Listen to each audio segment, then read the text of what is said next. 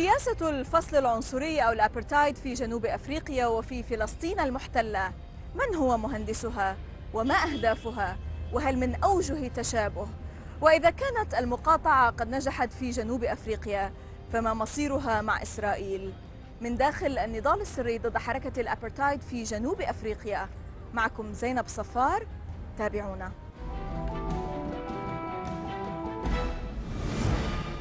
قبل أكثر من 50 عاماً أطلقت شرطة جنوب أفريقيا النار فقتلت 69 شخصاً كانوا مشاركين في تظاهرة سلمية ضد قوانين المرور المفروضة من قبل نظام الفصل العنصري آنذاك في مدينة شارفيل جنوب أفريقيا.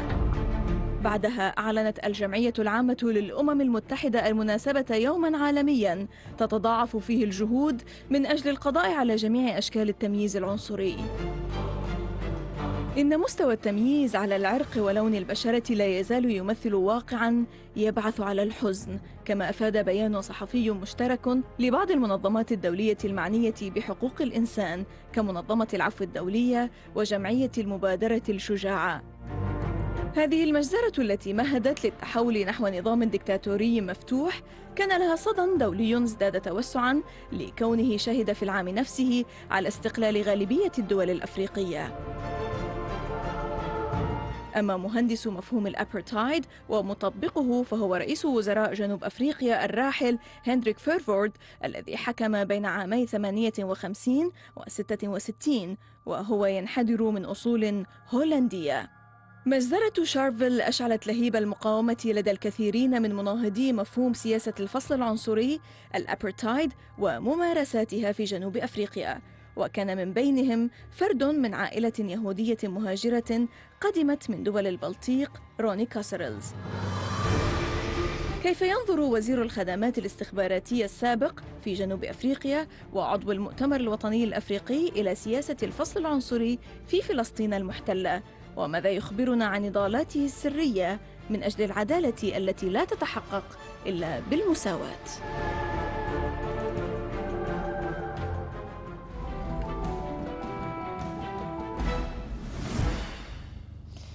Mr. Casserels, welcome to our show. I want first to talk about apartheid South Africa and apartheid Israel. Is it a deja vu or what? Are there any common denominators? And if there are differences, what are they? Well, speaking of deja vu, when South Africans, and I'm talking about South Africans who love freedom, South Africans who have been involved in our struggle for freedom, when we visit, firstly, the occupied territories, it's deja vu. When we see the lines of people, very sullen, humiliated at the checkpoints, held up by young Israeli soldiers, arrogant, showing off their weapons, treating them so miserably.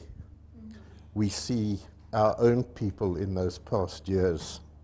It's very, very troubling for us. It's not just those checkpoints.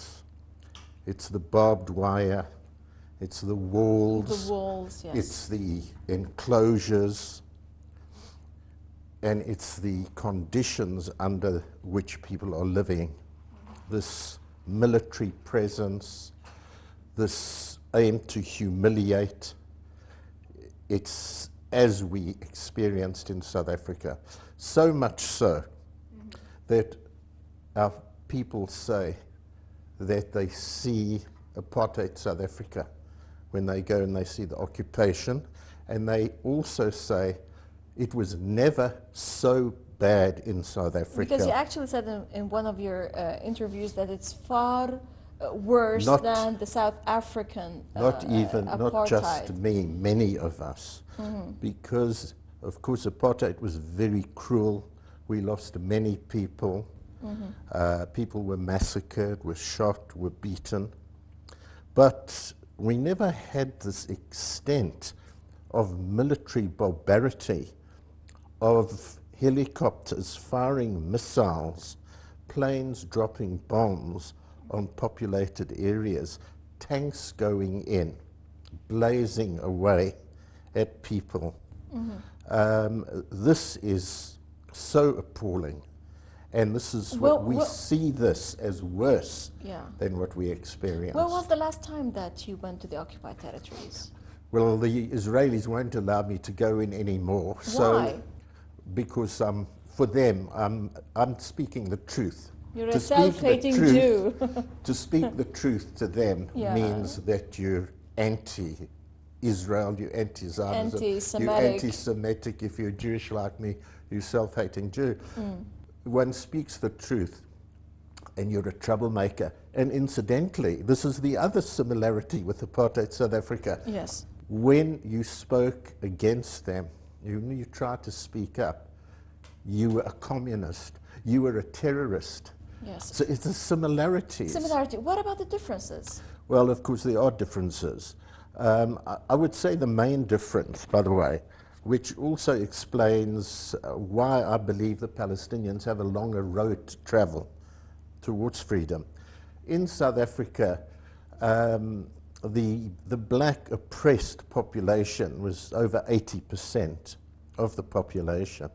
So from that point of view, it was very difficult ultimately for the regime, the apartheid regime, representing the white community, the people of European settlement, to really keep surviving.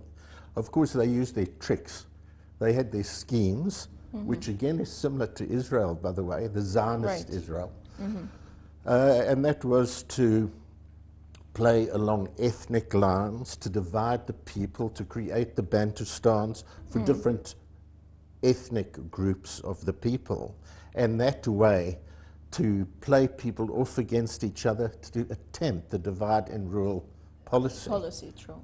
This is an essential And this is also what way. the Israelis are doing between Fatah and Hamas in a sense or another. Of course. To separate and Of course, rule, yes, absolutely. And in the wider Middle East, what are they trying to do?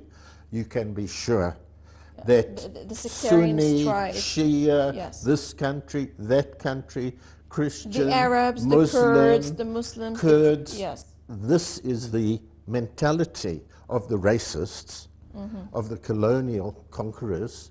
This was the mentality of apartheid. Because as with Israel, we see in Israel a Zionist colonial settlement representing the people from Europe who came in the first place. Of course, they gathered Jews from Arab areas later, but a settlement, the dispossession of the indigenous people, Yes. and the use of military might to hold their power. And again, one additional big difference between in Israel, where it's harsher, is the ethnic cleansing factor of sweeping the people out, which has been the Zionist objective also all sweeping along. the history of the people, not just the people. Well, the history, sweeping history aside of the people of the area, is a similarity as well. Changing the names from the indigenous names to the colonial names and so on. But there's another very important difference, which makes Zionism, which makes the Israeli model so much crueler. With apartheid in South Africa, they wanted to control black labor, to exploit black labor, cheap labor, for the mines and the factories and the plantations and the farms. So they needed the black labor. With Zionism, why it is so extreme and so anti-humane is this question of not wanting the Palestinians, to push them out of sight, to wish them out of sight, to obliterate their history. This is which makes and it if worse. necessary, to obliterate the Palestinians themselves. Yes, I will just try to underscore here something that in South Africa, when it comes to apartheid, it was eliminated and the black people actually came to power.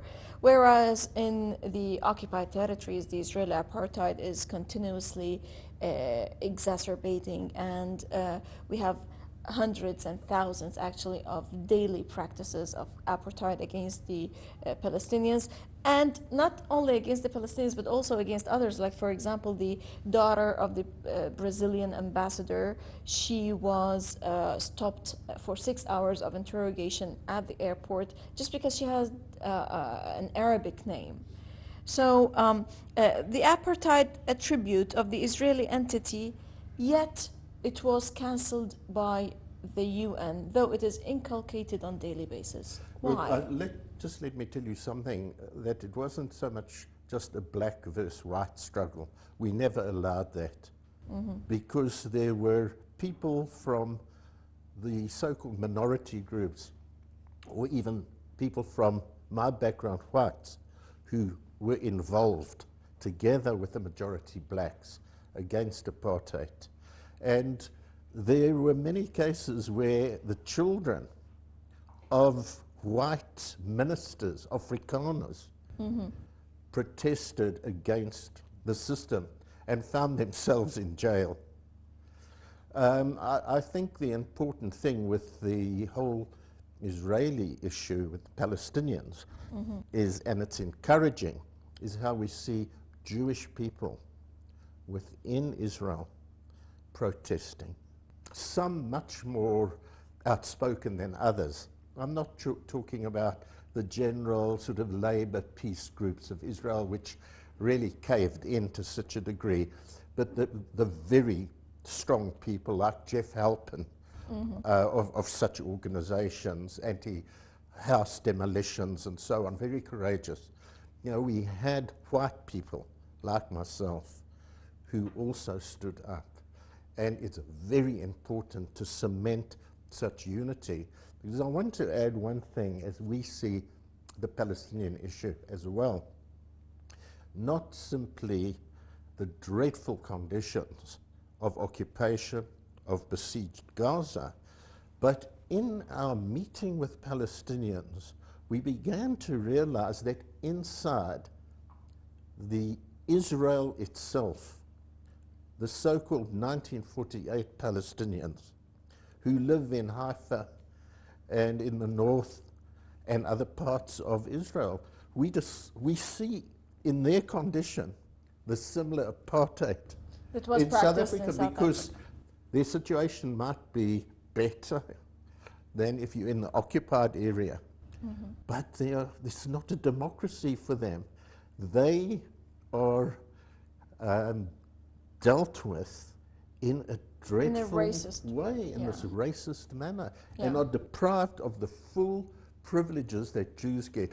We see this as South Africans and we think, goodness me, this is how many of our people lived within South Africa, those living outside the Bantustones. Yes, I want you to shift a bit to the issue of sanctions and boycott. Yes. Was it a decisive reason in South Africa to boycott for the people to become free? Absolutely. How? Without any doubt. How? Because the leader organization of our people, the African National Congress, of Nelson Mandela. Pre-Mandela, we had a wonderful charismatic leader, Chief Albert Luthuli.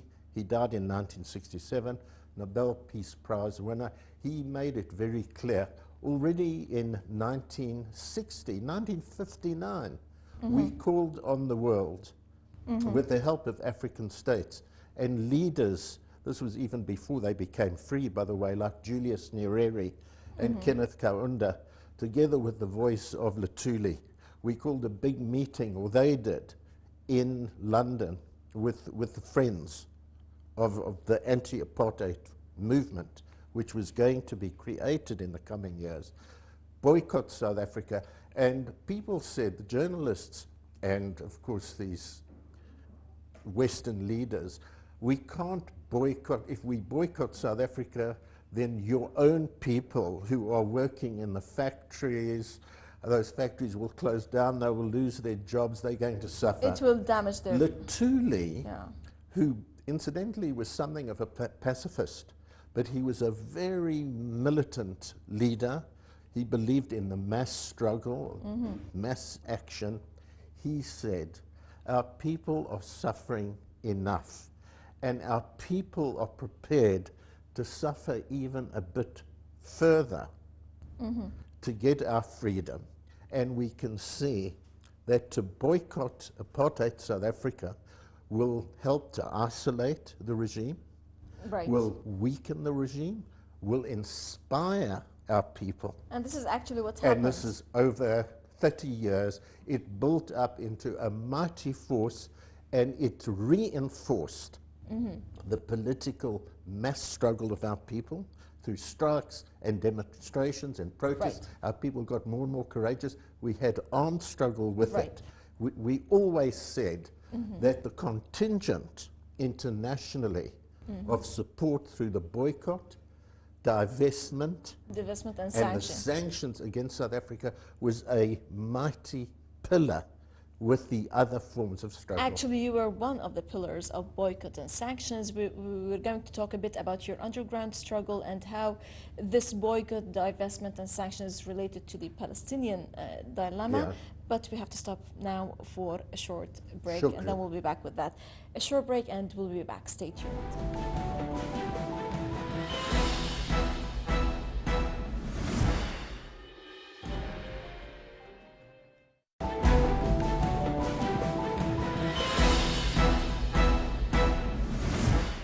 Welcome back. Mr. Casserils, I want you here to emphasize a bit on your underground struggle. What does that actually mean? Well, the organizations were outlawed. Leaders were either imprisoned or escaped into the neighboring countries. Some people managed to hide underground. By that we mean take on a new identity, a disguise, leave one's family, of course, and stay with sympathizers, not just to survive, to carry on the resistance. Because for any resistance, in our opinion and in our experience, we can't just leave the masses to spontaneous activity.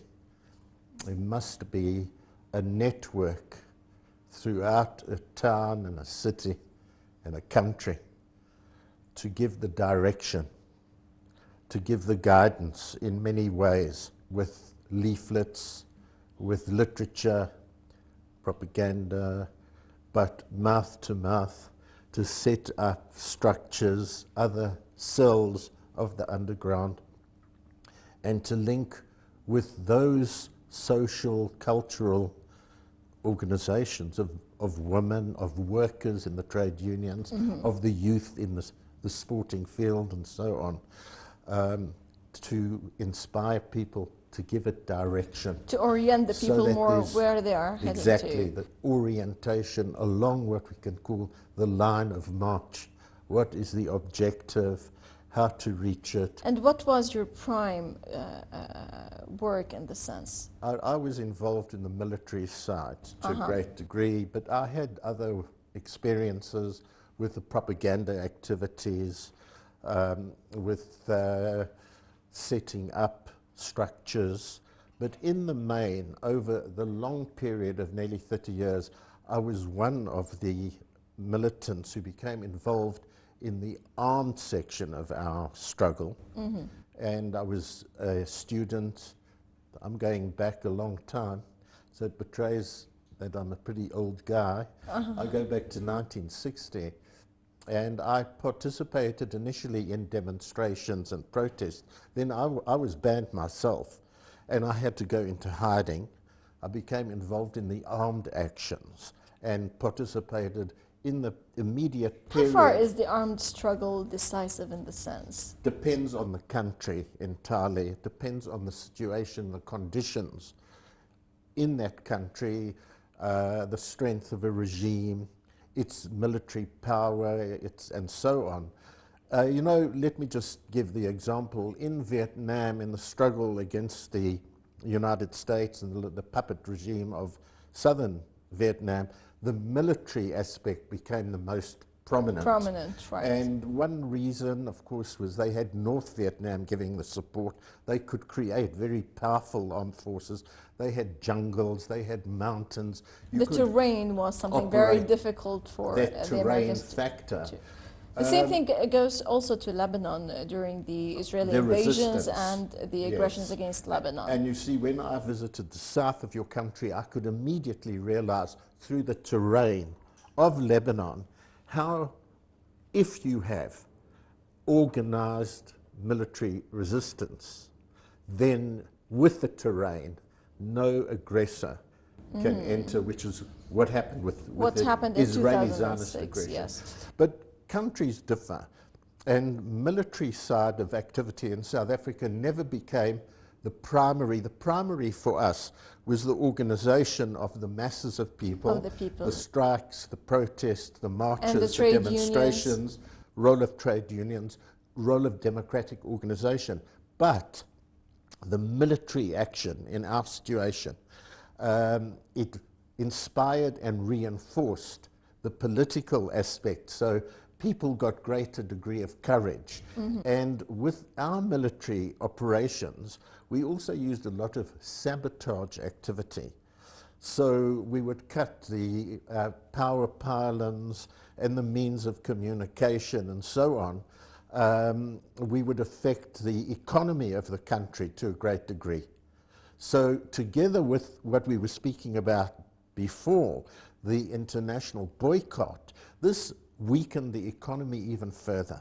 But overall, let me tell you, what it was doing was striking very profound psychological blows against, firstly, the regime itself, and secondly, its support base, who believed in racist arrogance that they were invulnerable. And when they saw this happening, it gave them the doubts about their ability to maintain the control.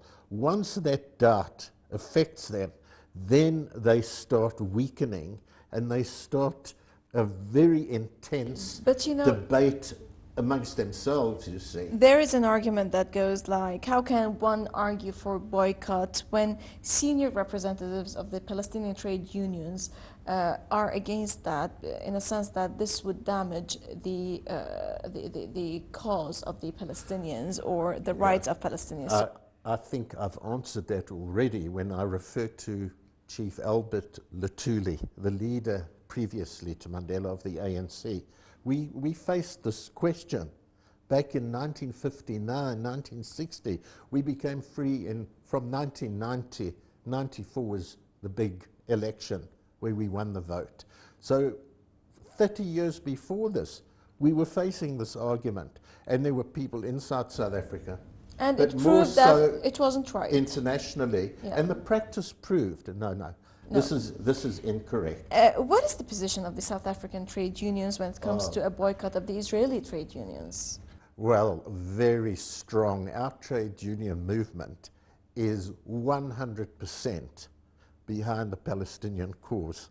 And a very significant thing happened just 2 years ago when our trade unions boycotted in the docks of Durban, our main port. The workers refused to load the cargo on a ship which was taking goods to Israel. And I can tell you that they mean to increase such activity.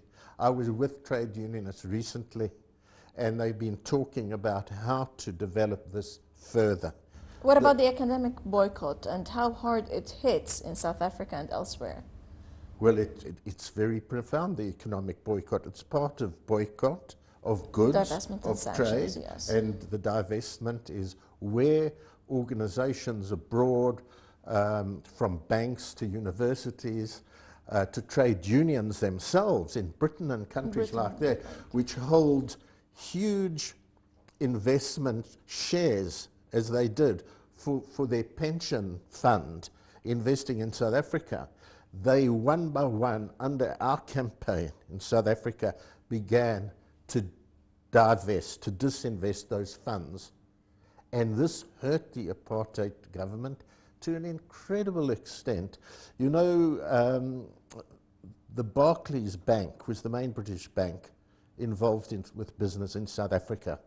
And by the late 80s, because of the activity of the British anti-apartheid movement, and there were members of that movement who took shares in Barclays, and they would go to the annual general meeting of Barclays and protest. In the end, Barclays decided to break with South Africa. One of the cabinet ministers of apartheid, who I've spoken with, has said very frankly, in his mind, when that happened, Barclays deciding to break, in his mind, he was a member of the apartheid cabinet, and he thought to himself, good God, we are finished now. It made him totally begin to think afresh. This is one of the reasons why we could get the change that took place when the apartheid rulers and business began to realize the game was up. They started talking to the ANC, and they lifted the ban. They were talking with Mandela and people like myself, and decided they needed to close down apartheid. They needed to make the change, and there were many factors, as I will repeat. You see, we talked about 4 main pillars of our struggle. First, the political resistance. Second, the armed resistance. Third, the underground network. 4, the international campaign. The 4 work together, integrated organically, together. Yes. Not 4 silos, but coming together like the fist. And that's what makes the change. I'm terribly sorry, but time has run up. It's a We have a pleasure. lot. I had a lot of other questions to ask you Another time. about. Maybe another time, sometime soon, hopefully. Thank you Inshallah. very much for Shukran. this. Thank you. Salam. Thank you. وعليكم السلام. إذن موضوع جديد وشخصية جديدة ودائما من الداخل ومن كل الميادين. إلى اللقاء.